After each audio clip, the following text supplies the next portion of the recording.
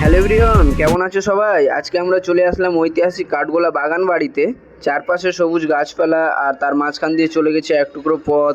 সবুজের মায়া কাটিয়ে আজ আমরা এসে পৌঁছালাম ঐতিহাসিক কাঠগোলা বাগান বাড়িতে।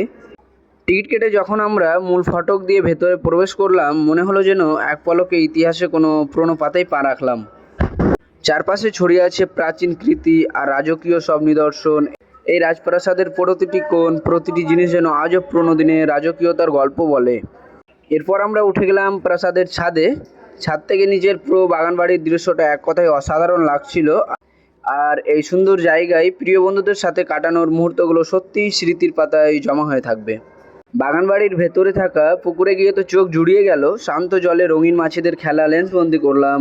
মন ভালো করা সেই দৃশ্য দেখে আমরা চললাম অন্য আর একটি পুকুরে বাকি মাছেদের খুনসুটি দেখতে। সবশেষে দেখা মিলল হরেক রকমের পাখি। তাদের কিচিরমিচির শব্দে পুরো পরিবেশটা যেন আরও জীবন্ত হয়ে উঠেছিল।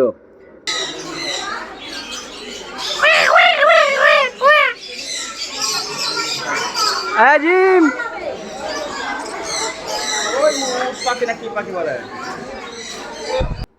এভাবেই এক বুক সুন্দর স্মৃতি নিয়ে শেষ হলো আমাদের কাঠগোলা বাগানবাড়ির সফর। তো বন্ধুরা, ভিডিওটা কেমন হয়েছে অবশ্যই কমেন্টে জানাবেন।